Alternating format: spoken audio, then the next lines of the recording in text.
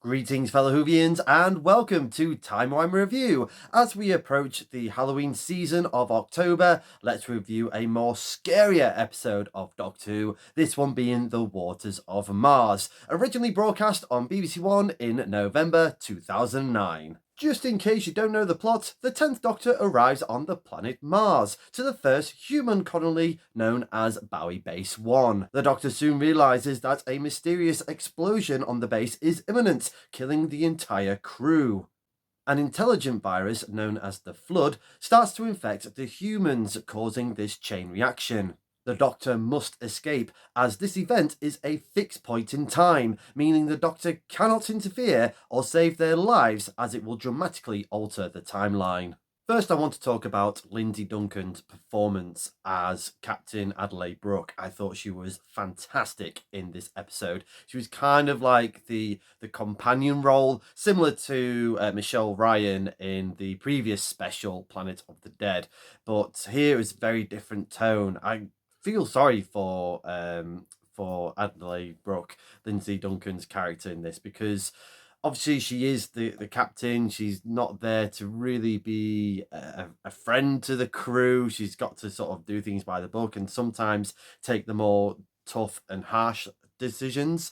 So yeah, I felt that they really sort of gave this character a lot to do in this 60-minute special, and I think they managed to sort of fit a lot of it into this character, and that's props to obviously the writing, but more importantly, really, Lindsay Duncan's performance and how she handled this character. I thought she was a very strong character as well to take on the Doctor. I also like the idea of the Flood being pretty much the monsters of the week type of scenario in this base under siege drama. I really like the makeup of that, was really good, and all just the water just coming everywhere, and that's again props to the actors that were in this story. Again, that's obviously I've put sort of like Lindsay Duncan on a bit of a pedestal, but all the guest stars were great in this episode. Don't get me wrong, but obviously she was kind of like the shining sort of star really of this special. But again, the transformation when they're being possessed, I just like that idea of just this one drop of water is going to infect them. I think what would have been a bit more sort of dramatic, whether this would have slowed the pace or um, made the special sort of bulge really. Whether like the drop has got to maybe go in their mouth or eye or something like that, or maybe like into the skin or something like that. It's just to sort of add that extra drama of are they infected or not, if it's just like a splash of water or just something, whether it's like I don't know, they spilt a cup of water or something like that and it's not actually them. It's that type of thing that I would have liked to have seen explored a bit more, just to add a bit more tension into this special. But again, I just like the idea of this infecting virus, which yeah, sort of like we've seen it probably quite a few times in different sort of science fiction genres or even just any sort of like horror genre as well. But yeah, it was an effective monster of the week. And also props to the special effects, especially now when we're in this era of Bad Wolf Studios, BBC and Disney all coming together to make Doctor Who or current Doctor Who. And obviously there's been a lot of talk about budgets and special effects. This still holds up considering this is in 2009, so what we're talking about nearly 15 years ago now. I do love that opening shot of the Doctor walking on Mars and then sees a colony. Just really good effects. So props to that, and that's some great cinematography there, and also fantastic directing. But of course, it's going to be fantastic directing. It's got Graham Harper all over it. But really, the star of the show was definitely David Tennant as the 10th Doctor, particularly in this story, this episode. Yeah, he was just absolutely out this world.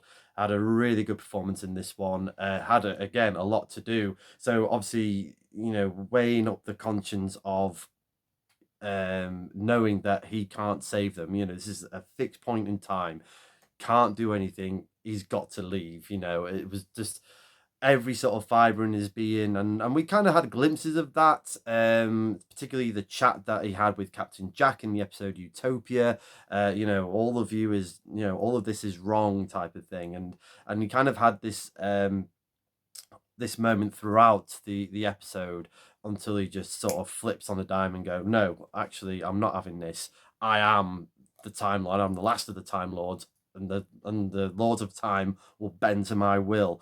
And I love this sort of darker exploration of this version of the Doctor. It reminded me very similar to Sylvester McCoy's Seventh Doctor, being this sort of champion of time type of thing, and kind of what they explored in season 25 and 26 of classic Doctor Who. But this one, compared to the Seventh Doctor, obviously he knew what he was doing. I feel the 10th Doctor here was absolutely reckless and not in control of the situation whatsoever. Yeah, going to go into full-on spoilers here, so if you haven't seen this episode, do check it out and then come back to me. Or if you want spoilers, here we go. I know it's 15 years ago, but yeah, this is going to go into full spoilers. So obviously the 10th Doctor saves the crew, or quite a few of the crew, particularly Captain Adelaide Brooke.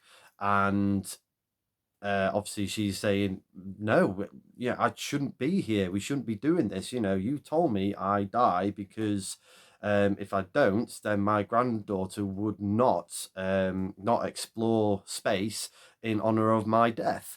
And the Doctor was just basically, tough. I've saved your life. I've done this. I've done this before, only on a small scale with little people. I love that line. And then obviously Lindsay replying, like saying, little people, who are you there to judge who's important and who's not? It's just gorgeous piece of writing and performances from them both. And yeah, the Doctor being Time Lord victorious, as he sort of dubbed himself, which obviously kind of gets explored a bit more in Big Finish, and how they've kind of took that mantle up back in 2020, I believe. I haven't listened to them, so I don't know how sort of where that kind of sort of explores, in particularly the 10th Doctor. But I love that line. Ever since I heard it, I was like, wow, Time Lord victorious. And that is just so dark. Like I said, the 10th Doctor was just absolutely reckless in saving these people, or particularly saving Captain Brooke. And she didn't thank him for it at all. And he was just basically tough, go out, go and live your life. And she couldn't do it, to the fact that she killed herself. She committed suicide to make sure that the timeline stays correct. And again, that's just a lot of sort of dark things to go in Doctor Who. When you think about it. And I love the more sort of psychological sort of thoughts into this. And this is what makes the episode scary itself. That's kind of like the focal point, as much as the sort of like on the surface you got the monsters of the flood, and being sort of creepy, and a few jump scares in that one, but it's just the psychological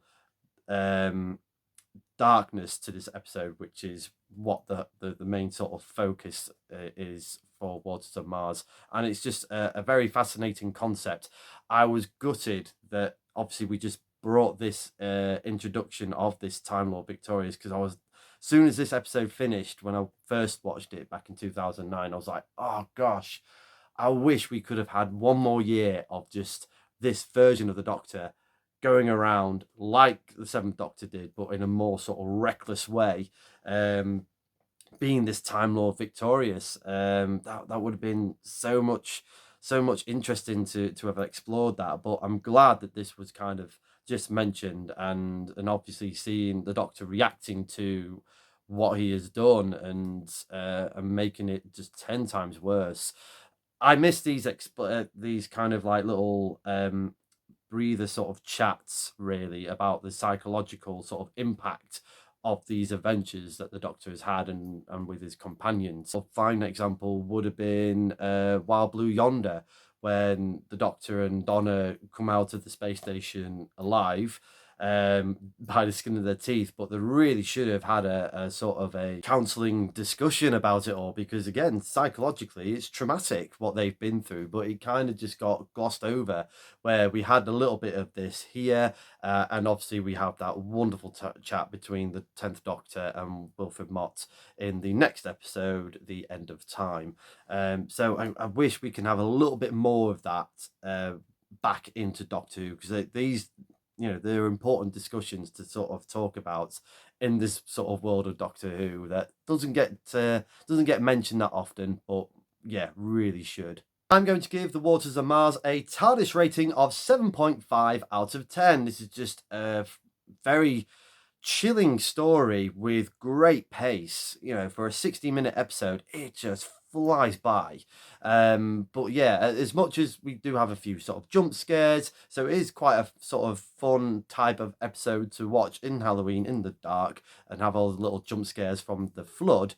It's the psychological sort of scares for me that's what sort of resonates for me in this episode. There's the exploring the sort of darker tones of Doctor Who in its storytelling, as well as its character developments, particularly with the 10th Doctor going all wrong, all rogue with the Time Lord victorious, and obviously the psychological trauma that it's affected to Captain Brooke, the fact that she had to take her own life to not destroy the timeline because the Doctor wasn't going to do that. It's sort of good thought-provoking stuff, but obviously you have that kind of horror element all sort of laced in there as well.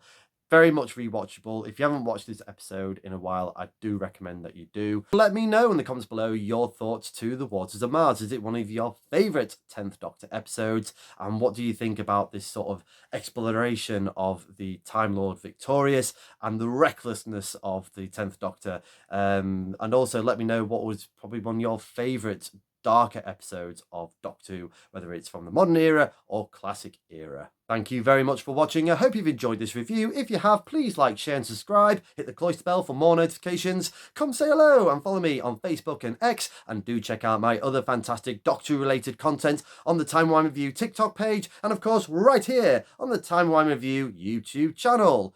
And as the good doctor once said, water is patient.